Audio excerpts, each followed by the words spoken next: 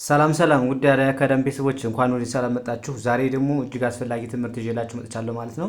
እንዴት የአማርኛ ቃላቶችን በእንግሊዝኛ ተክተን መጻፍ ማንበብ እንችላለን የሚለውን ትምህርት ይዤላችሁ መጥቻለሁ ማለት ነው። ስለዚህ ቪዲዮ እስከ መጨረሻ ማየት እንዳትረሱ።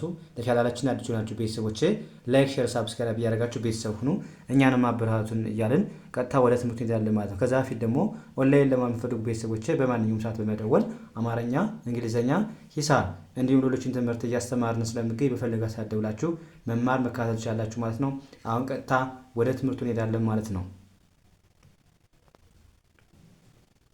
ያ አሁን ለምሳሌ እንዴት አደርክ፣ እንዴት አደርሽ ለማለት ምን እንላለን? እስኪ እነዚህ ቃላቶች እንጽፋለን በእንግሊዝኛ ማለት ነው።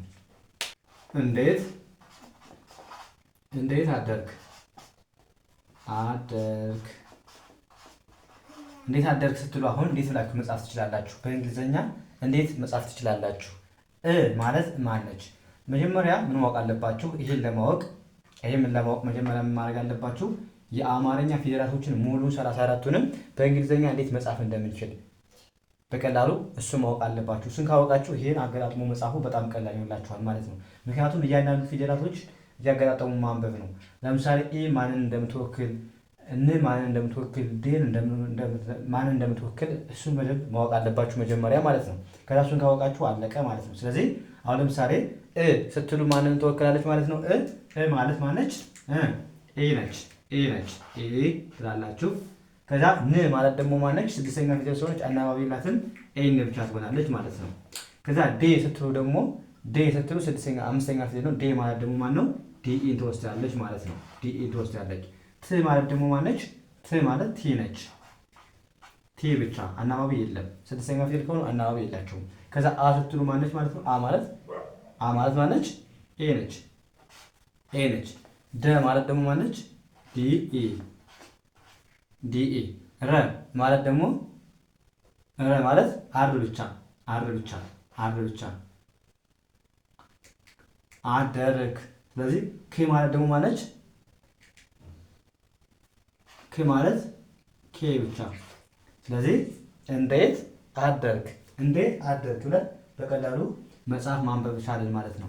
እዚህ ጋር ኢን እንደ እ ማንበብ ነው። እን እንደ እ፣ ኤን እንደ እ፣ ኤንን እንደ ን፣ ዲኤን እንደ ዴ፣ ትን እንደ ት፣ እንዴት። ከዛ አን እንደ አ፣ ዲኤን እንደ ደ፣ አርኤን እንደ ረ፣ ኬን እንደ ክ፣ አደርክ ብለን በቀላሉ መጻፍ ቻልን ማለት ነው። ከዛ እንዴት አደርሽ ለሴት ሲሆን ደግሞ እንዴት አደርሽ ስንል ምን እንላለን? አሁንም እንዴት አደርሽ የሚለውን ጻፍ በአማርኛ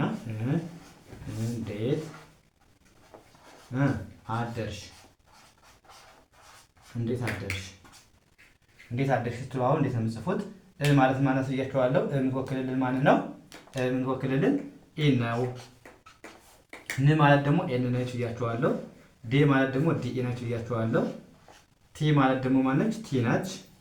አ ማለት ኤ ነች። ደ ማለት ዲኤ ነች። ረ ማለት አደርሽ። ር ደግሞ ማነች? አር ነች። ኤስ ሺ ማለት ደግሞ ኤስ ኤች ነች። ስለዚህ ኤን እንደ እ ማንበብ፣ ኤን እንደ እ፣ ኤንን እንደ ን፣ ዲኤ ዴ፣ ቲን ት ብለን ማንበብ፣ እንዴት ኤን አ ብለን ማንበብ፣ ዲኤን ደ፣ አርን ር፣ ኤስ ኤችን በአንድ ላይ ሺ ብለን ማንበብ። በአንድ ላይ እንዴት አደርሽ ማለት ይሆናል ማለት ነው። ስለዚህ በዚህ መልኩ መጻፍ ትችላላችሁ። መጀመሪያ ምንድነው ማድረግ ይጠበቅባችሁ? የአማርኛ ፊደሎችን ሙሉን ማወቅ ይጠበቅባችኋል ማለት ነው። ከዛ በጣም ቀላል ነው የሚሆንላችሁ። ከዛ ሰላም ነው፣ ሁሉ ሰላም ነው በሉ እስኪ። ወይም ሰላም እንዴት ነህ በሉ። ሰላም እንዴት ነህ? ሰላም ቅርታ በአማርኛን ሰላም እንዴት ነህ?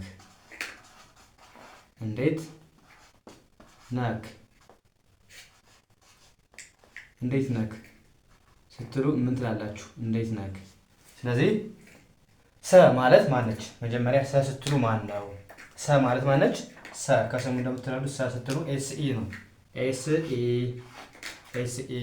ላ ማለት ደግሞ ላ ማለት ኤል ኤ ነች። ም ማለት ደግሞ ኤም ብቻ ሰላም አለን። ከዛ እ ማለት ደግሞ ማለት ብያችኋለሁ። እ ማለት ኢ ነች ብያችኋለሁ። ን ማለት ኤን ነች። ዴ ማለት ዲኢ ነች። ቲ ማለት ት ነች። እንዴት ከዛ ነ ማለት ኤንኢ ነች። ኬ ማለት ክ ነች። ስለዚህ ኤስኢን ሰ ብለን ማንበብ፣ ኤልኤን ላ፣ ኤምን ን ብለን ማንበብ ሰላም አለን። ሰላም። ኤን እ ብለን ማንበብ፣ ኤንን ን፣ ዲኤን ዴ፣ ቲን ት ብለን ማንበብ እንዴት ከዛ ኤንኤን ነ፣ ኬን ክ ብለን ማንበብ ነክ። ሰላም እንዴት ነክ፣ ሰላም እንዴት ነክ ብለን በቀላሉ መጻፍ ቻልን ማለት ነው። ከዛስ ለምሳሌ ደግሞ ሰላም እንዴት ነህ ማለት ሰላም እንዴት ነሽ በሉ። ደግሞ ለሴት ሲሆን ደግሞ ምን ትላላችሁ? ሰላም እንዴት ነሽ በሉ እስኪ። ሰላም እንዴት ነሽ፣ እንዴት ነሽ የሚለውን አሁን እንጻፈው። ሰላም እንዴት ነሽ ስትሉ አሁን ሰላም የሚለው እንደ ቅድሙ እንደዚሁ ተመሳሳይ ነው። ስለዚህ ሰ ስትሉ ኤስ ኢን ይወስዳል። ላ ስትሉ ደግሞ ኤልኤን ይወስዳል ብያችኋለሁ። ን ስትሉ ደግሞ ኤን ብቻ። ከዛ እ ማለት ብያችኋለሁ ኢ ነች። ኤን ን ነች ማለት ን ማለት ኤን ነች። ዴ ማለት ደግሞ ዲኤ ነች። ቲ ማለት ት ነች። እንዴት ከዛ ነ ስትሉ ኤን ኢ፣ ሽ ስትሉ ኤስ ኤች። ስለዚህ ኤስኤን ሰ ብላችሁ ማንበብ ሰ፣ ኤልኤን ላ፣ ኤምን ምን ሰላም፣ ኤን እ ብላችሁ ማንበብ ኤንን ን፣ ዲኤን ዴ፣ ቲን እንዴት፣ ኤንኤን ነ፣ ኤስኤችን ሺ ብላችሁ ማንበብ ነሽ። ሰላም እንዴት ነሽ፣ ሰላም እንዴት ነሽ ብለሽ በቀላሉ መናገር እንችላለን። በቀላሉ ማንበብ መጻፍ ትችላላችሁ ማለት ነው።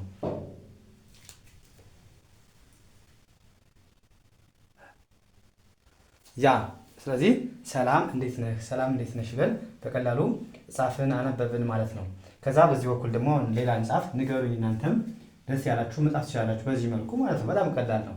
ስለዚህ እንደነገርኳችሁ ምንድነው ከእናንተ የሚጠበቀው ፊደላቶችን ማወቅ፣ ምን አይነት ድምፅ አላቸው የሚለውን ካወቃችሁ በጣም ቀላል ነው። ስለዚህ እሱን ገብታችሁ ማየት ትችላላችሁ። በደንብ ስለሰራሁኝ ስለሱ በደንብ ሰርቻለሁ። ገብታችሁ ብታዩ በቀላል መንገድ እንዴት ማወቅ እንደምትችሉ ሰርቻላችኋለሁ። ገብታችሁ ማየት ትችላላችሁ። ለምሳሌ እወድሃለሁ ለማለት ስትፈልጉ ምን ትላላችሁ?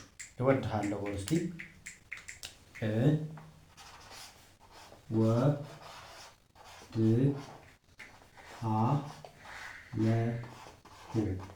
እወድሃለሁ ስትሉ ምን ትላላችሁ? ማለት ኢ ነች። ወ ማለት ዳብሊው ኢ። እወድ ድ ማለት ደግሞ ዲ ብቻ። ሀ ማለት ኤች ኤ። ለ ማለት ኤል ኢ። ሁ ማለት ኤች ዩ። ኢ ማለት አልኳችሁ። ኢ ማለት እንደ እ ማለት ኢ ነች። ወ ማለት ደግሞ ዳብሊው ኢ ወ። ድ ማለት ደግሞ ዲ ብቻ። ሀ ማለት ደግሞ ኤች ኤ። ለ ስትሉ ኤል ኢ።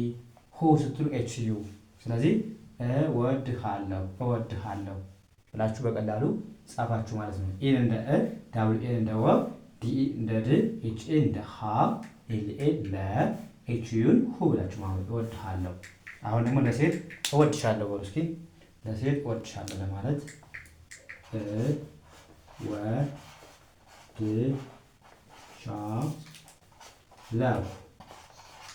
እወድሻለሁ ስትሉ እንዴት ትላላችሁ? ማለት ማነች? ማለት አሁንም ተመሳሳይ ነው። ከዛኛው ጋር ምንም የሚለያይ ነገር የለውም። ኢ ትላላችሁ።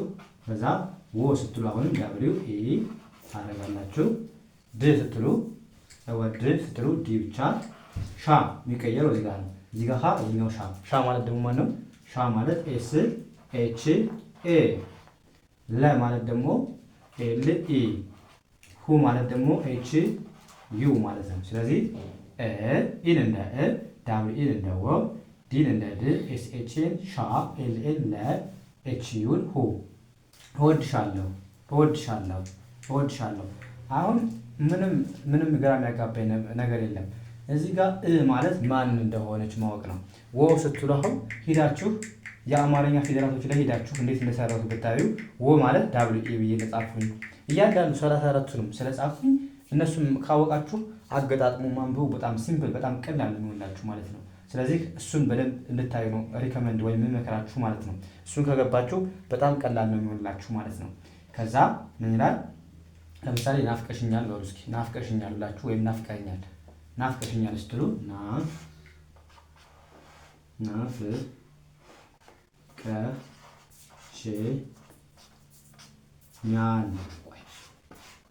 ናፍቀሽኛል ስትሉ ምን ትላላችሁ? ና ማለት አሁን ና ስትሉ ማለት ነው።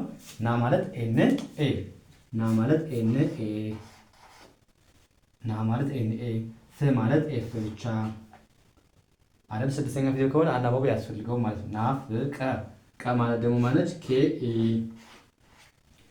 ሺ ናፍቀሽ ሺ ማለት ደግሞ ማለት ኤስ ኤች ብቻ ኛ ማለት ደግሞ ጂኤንኤ ል ማለት ደግሞ ኤል ነች። ናፍቀሽኛል ብለን በቀላሉ ጻፍን። ኤንኤን እንደማንበብ ነው። ኤንኤን ና ብላችሁ ማንበብ፣ ኤፍን ፍ፣ ኬኢን ቅ፣ ቀ፣ ሲኤችን ሽ፣ ጂኤንኤን ኛ፣ ኤልን ል ብለን ማንበብ። በአንድ ላይ ናፍቀሽኛል ብለን በቀላሉ መጻፍ ማንበብ ቻልን ማለት ነው። ናፍቀሽኛል። ከዛስ ናፍቀኸኛል ቢሆንስ? ለወንድ ናፍቀኸኛል ስንምናለን። አሁን ና በሉ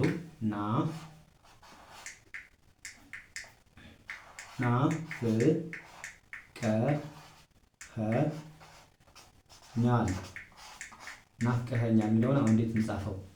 ና ማለት እንደቀደም እንደነገርኳችሁ ና ስትሉ ማን ነው? ና ማለት ኤን ኤ አይደለ? ፍ ማለት ደግሞ ኤፍ ብቻ፣ ቀ ማለት ማን ብያችኋለሁ? ኪ ኤ፣ ኸ ማለት ኤች ኤ፣ ኛ ማለት እዚህ ጋር እንደነገርኳችሁ አሁን ጂ ኤን ኤ፣ ል ማለት ደግሞ ኤል ነች። ስለዚህ ና ፍ ቀ ኸ ኛ ል ኤን ኤል ና ብላችሁ አነበባችሁ።